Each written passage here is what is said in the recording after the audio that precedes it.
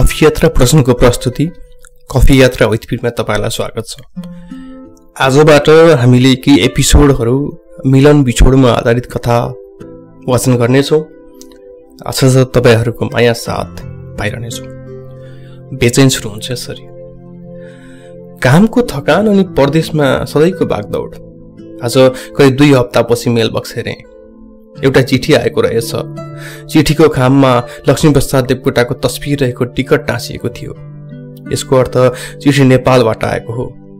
चिठीभित्र एउटा कार्ड थियो जसमा फन्ट अलिक ठूलो अनि फरक रङ र स्टाइलमा लेखिएको थियो, शुभ विवाह।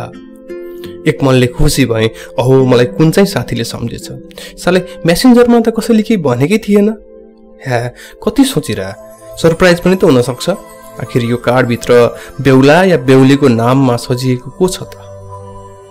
हुन त नेपालबाट अस्ट्रेलियासम्म विवाह कार्ड आउनु, कार्डको बाहिर लेखिएको पिडिज्यूबाट पनि स्पष्ट हुन सक्थे कि यो चिठी कि त मेरो साथीहरूको हो कि त साया ग्रुपका कोही साथीहरूको।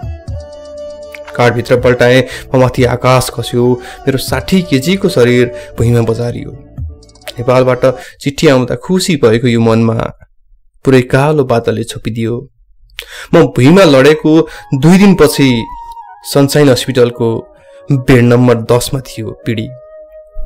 तेस्रो दिन बिहान करिब 6 बजेतिर मेरो आँखा खुल्यो। मेरो दाहिने पाखुरामा सुई गोचिएको थियो। सलाइन पानी बिस्तारै बिस्तारै मेरो शरीरले खिचिरहेको थियो। हाडैमा मलिन अनुहार लिएर बेडमा आड लगाएर टोलाइरहेको थियो मेरो घनिष्ठ मित्र प्रकाश। सुरुवाती अवस्थामा अस्ट्रेलियामा पैसा कमाउनु र रमाउनु त परेको कुरा हो। साथी कमाउन पनि निकै गाह्रो थियो। मैले भने असल साथी कमाएको थिएँ। धेरै माया गर्ने आकृति दिदी, गुरुदाई अनि कामकै भाइ सन्तोष। सुख दुःखमा साथ दिन सबैजना तत्पर हुनुहुन्थ्यो। दिदी दाई अघि भर्खरै जानुभएको। 2 दिनदेखि तिमी सँगै हुनुहुन्थ्यो। म तिमीलाई हस्पिटल ल्याइदिए हरपल तिम्रो आँखा अगाडि नै छु। प्रकाशले मुख खोल्यो। मन्द स्वरमा मेरो मुखले उच्चारण गर्यो, आमा बाबुलाई त म सहियामा भएको खबर दिएको छैनौ नि। प्रकाशले रातभरको अनिदो अनुहार एक हातले पुस्दै भन्यो, मेसेन्जरमा 100 पटक फोन आयो। तिमी बिपी लो भएर रेस्ट गरिरहेको छौ भन्दैको छु। मैले मेसेन्जर खोलेँ। रातो साडीमा उभिएकी मेरी आमाको तस्बिर छेउमा हरियो थोप्लो थियो। फोन लगाएँ। आमाले रुँदै हस्याङ फस्याङ, के छ बाबु, कस्तो छ अहिले, भिडियो कल गर त भन्न लागिन्। सलाइन पानी र बिरामी वस्त्रलाई सिराकले छोपेर फ्यामिली ग्रुप च्याटमा भिडियो कलमा जोडिएँ। आमाको रुन्चे अनुहार, बाबुको थकित अनि दुःखी अनुहार, एकहोरो मामा मामा भन्दै थिइन् मान्छे। सबैलाई अब म सन्चो भएको र बिपी लो भएर हस्पिटल ल्याएको कुरा जनाएँ। फोन काटिदिएँ। प्रकाशले एक गिलास जुस हातमा थमाउँदै बोल्यो, तिमी भुइँमा बजारिएको अवस्थामा विवाह कार्ड तिम्रो छातीमाथि थियो।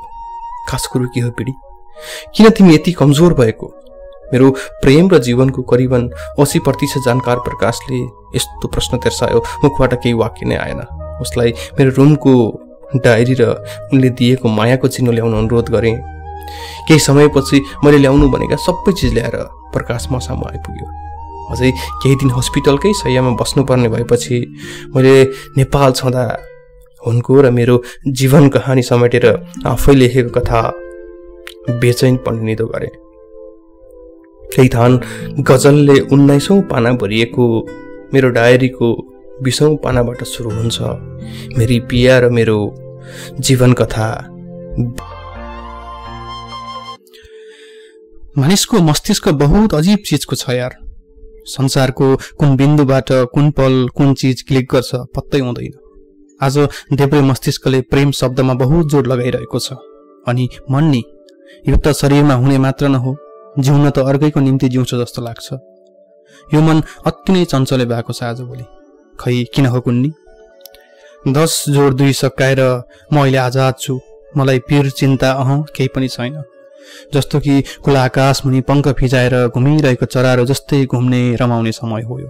करिब बिहान 7 बजे मैले कौशीबाट कफीको कप सँगै पापी सहर निहालिरहेछु।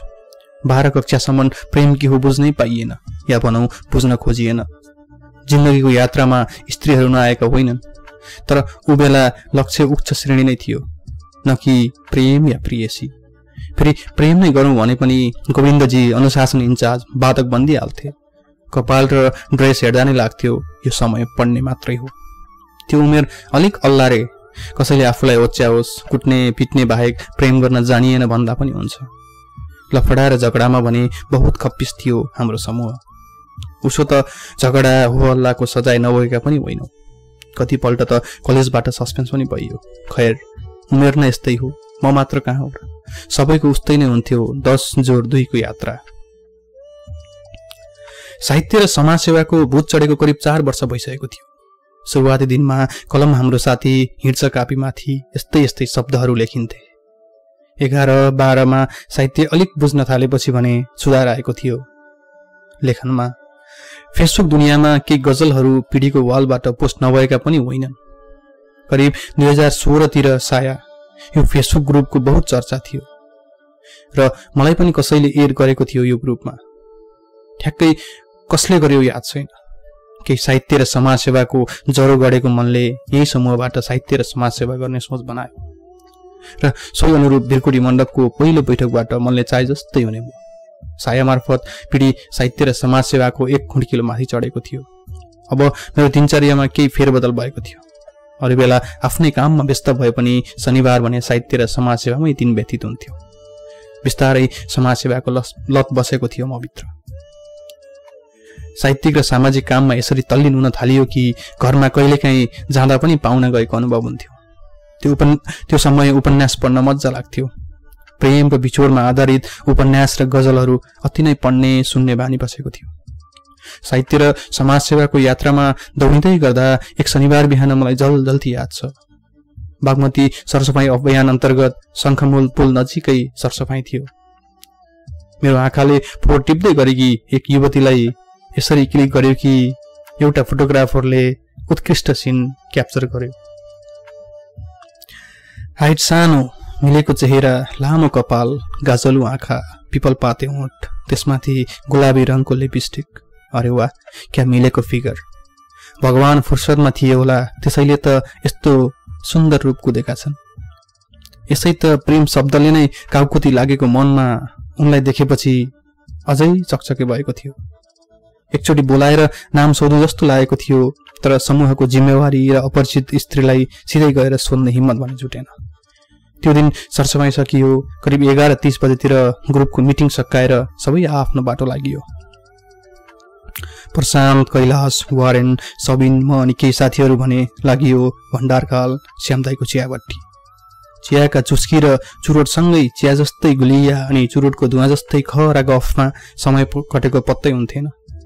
चियाका कपहरू रित्तिएसरी चुरोटको धुवा उडे जस्तै समय कति छिट्टै रित्तिन्थ्यो, उडिहाल्थ्यो। सदाभन्दा म आज अलिक मन बेचैन थियो।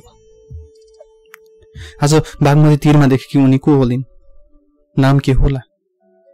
उनको नाम मात्र पाएँ भने पनि फेसबुकमा एड गर्ने थिएँ। यस्तै सोच्दै टोलाउन पो थालेछु। प्रशान्तले कुन प्रसङ्गमा होइन त पिडिसर बोल्दै ढाडमा प्याट्टा हानेपछि जस्किँदै होमा हो थपिदिए। केही क्षण हाँसोमय बन्यो चियाभट्टी। निरन्तर दिनचर्या बित्दै थियो।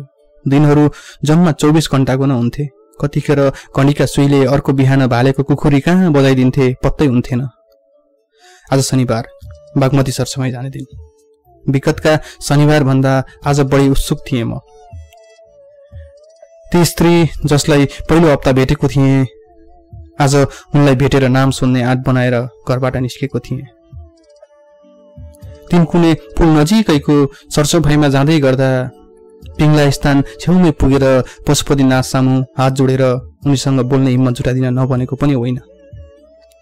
सरसफाई सकियो, तर त्यो दिन मेरो आशा निराशामा बदलिएको थियो। आज त नाम सोधेर उनलाई फेसबुक मार्फत साथी बनाउने सोचेको थिएँ। कठै म यो शनिबार उनलाई बागमती तीरमै अनुपस्थित पाएँ। यात्रा उनी श्यामदाईको चियाभट्टीसम्म नै थियो। दाई, 4 कप चिया, 5 वटा चुरोट अर्डर मेरो, तर अचम्ममा साथीहरू। अरू बेला 1 चुरोट बाँडेर पिउने हामी, आज मैले यति धेरै चुरोट जो मगाएको थिएँ। खै के भयो आज थाहा छैन आफैलाई। उसलाई देखेको तेस्रो हप्ता आज सायाकै जर्सीमा पुनः म बागमती तीरमा। हाम्रो समूह पशुपतितर्फ नेपाली सेनासँग। जब उनलाई नेपाली सेनाको हुल पछाडि लुरु आउँदै गरेको देखेँ म मुसुक्क मुस्कुराएँ। मन गदगद भयो। लाग्दैछ उनलाई साथी या कुनै समूहको जरुरी छ। आज भने हिम्मत जुटाएर म बोल्ने निदो गरेँ। अरू भने अगाडि बढ्दै थिए। म भने उनी गएतिर बोलेँ, हेलो। उनले हाई भन्दा साथ म बोलिहालेँ, म पिडी, हजुरको नाम जान्न सक्छु? उनी मुसुक्क मुस्कुराउँदै बोलिन्, म ओडी। म अचम्म परे। ओडी नाम जिस्काउनु भएको कि नाम नै यस्तै हो कि मैले पिडी भने भनेर भन्नुभयो। उनले फेरि हाँस्दै भनिन्, हजुरको नाम पिडी हुन सक्छ भने मेरो नाम ओडी हुन सक्दैन र? म जवाफविहीन थिएँ। उनको हँसिलो चेहरामा मेरा 2 नजर लगाउँदै बोले, ओडीजी घर चाहिँ कहाँ नि? घर जहाँ खामो गाडेको छ त्यही ठाउँमा। आहा, उनको जवाफ हाँसो सहितको। मेरो भने दिमाग तातिसकेको थियो। फेरि सोचेँ, म को नै हो र सही जवाफ खोज्न? एक अपरिचितले परिचय माग्दा सही भन्नुपर्छ भन्ने कहाँ छ? हाम्रो समूहको बारेमा भने उनले सुनेकी रहेछन्। उनलाई साया परिवारमा निम्ता गरे। उत्तर आयो हस्।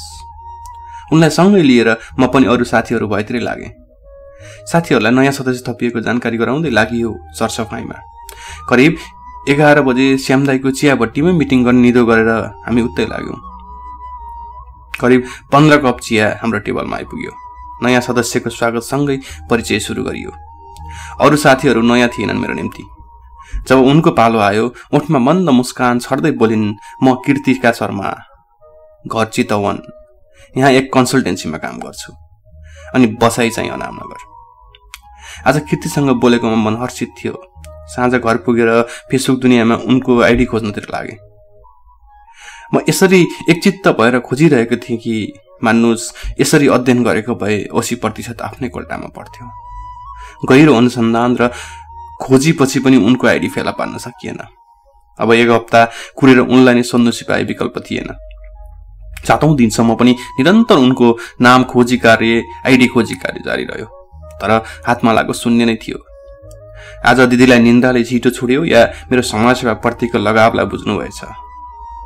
6 बजेतिर मलाई कफी मेरो टेबलमा राखेर, ओइ बागमती जानु पर्दैन, उठ, छिट्टो बोल्दै आफ्नो रुमतिर लाग्नुभयो। आजको सरसफाई बल्खु पुल्नेर हाम्रो समूह तैनात थियो, जसमा कीर्ति पनि उपस्थित थिइन्। आज भने फेसबुक आइडी या सम्पर्क नम्बर माग्ने सोच बनाएको थिएँ। तर विडम्बना, उनी सरसफाई औपचारिक रूपमा सकिन 1 घण्टा यानि कि 8 बजे नै काम भएको बताउँदै निस्किन्। आज पनि मन बेचैन भयो। न आइडी न सम्पर्क नम्बर, केही पनि हातमा भरेको थिएन। मन बेचैन थियो। श्यामदाईको चियाभट्टीमा पुगी गलाको प्यास मेटाउने आशासहित लागियो भण्डारखाल भट्टीतिरै उही साथ, उही समूह, उही मुसाफिरहरू, स्लो पोइजन, प्रशान्त, कैलाश, सन्तोष, वारेन।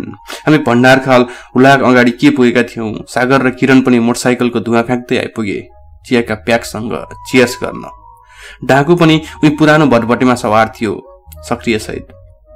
मनमा कीर्तिको आइडी या नम्बर नपाएकोमा एक किसिमको उदास त थियो नै। तर सागरका केही गजलका शेर, जवाफमा कैलाश र वारेनका शेर, अनि सन्तोषले बीचमा दिने शेरहरूले मलाई केही मन शान्त पारिदिएका थिए। पिडी ल एउटा जाओस्। साथीहरूको एकमुष्ट आवाजपछि केही शेर मैले पनि बोलिहालेँ। गुन्जियो भण्डारखाल, गुन्जियो चियाभट्टी।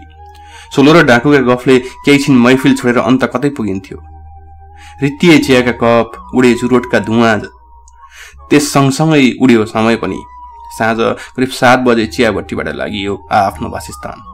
घरमा पुगेर खाना खाएर ज्यानलाई बिस्तारामा लडाई, टाउकोलाई सिरानेको स्पर्श गराएर 9 बजेतिर फेसबुक दुनियाँमा के पसेको थिएँ।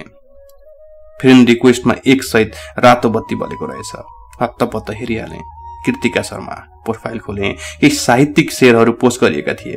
प्रोफाइलमा तस्बिर भने पछाडिबाट लिएको तस्बिर, जसमा लामो कपाल प्रष्ट देखिन्थ्यो। रिक्वेस्ट एक्सेप्ट गर्न साथ मेसेज आयो, धन्यवाद साहित्यकारज्यू।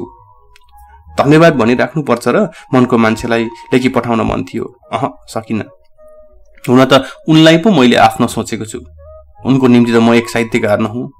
उनको निम्ति म साहित्यकार भए पनि आफैले साहित्यकारको उपनाम दिने भने मनले मान्थेन।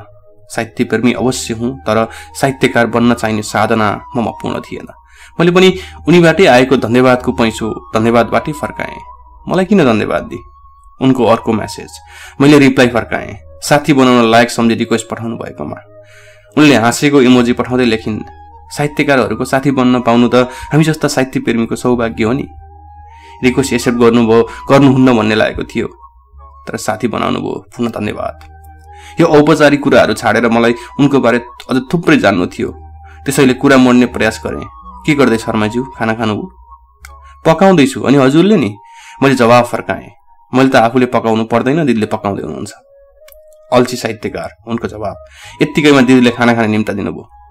उनलाई म खाना खाएर आउने र उनी पनि खाना खाएर फर्केपछि जोडिने बाचासहित च्याट बक्स बन्द गरेर भान्साकोठातिर आफूलाई मोडे।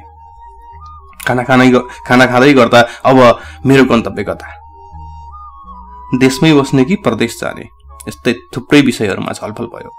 अन्ततः नेपालमै बसेर कम्प्युटर टेक्निसियन गर्ने र शङ्करदेव भन्ने निचोड निस्कियो। करिब 10 बजेतिर आफ्नो टाउको सिरानीमा अडाउँदै पुनः म्यासेन्जर खोले। कीर्ति शर्मा हरियो बत्तीसहित म्यासेन्जरमा देखेँ। खाना खानुभयो? संवाद अगाडि बढाउने ध्येयका साथ मेरो म्यासेज। उताबाट जवाफ आयो, खाइसके। अनि के गर्दै हुनुहुन्छ नि? के गर्नु, अब सुत्ने तयारी। रातभरि गफिँदै उनको बारे धेरै जान्नु थियो मलाई, तर उनी सुत्ने तयारीमा लागेकोमा मन पुनः बेचैन भयो। मैले केही जवाफ नदिएपछि उनले पुनः लेखिन्, साहित्यकारज्यू फेरि गजल लेख्न थाल्नुभयो कि क्या हो? मैले हाहा सहित लेखिदिएँ, होइन नेटले अलिक काम गरेन क्या, त्यसैले। उताबाट ए मात्रै आयो। उनले भोलि आफ्नो काम भएको र भलिबलले भन्दै शुभरात्रि लेखिन्। उनलाई बाई लेख्न मन थिएन, तर उनलाई रोकेर च्याट गरिराख भन्ने अधिकार कहाँ थियो र? केही भेटमै केही मान्छेहरू यति प्यारा भइदिन्छन् कि सँगै बस्न पाए, गफ गर्न पाए पनि मन आनन्दित हुने गर्छ। समीपमै भएर गफिनेको मजा त बेग्लै, नभए सञ्जालमै भए पनि कुरा गर्न पाए बेचैन मन हर्षित हुने थियो। भन्न हो अनेक चाहना हुन्छन्। कीर्तिसँग गफ गरिरहन मन थियो, तर रोकिराख्ने अधिकार थिएन।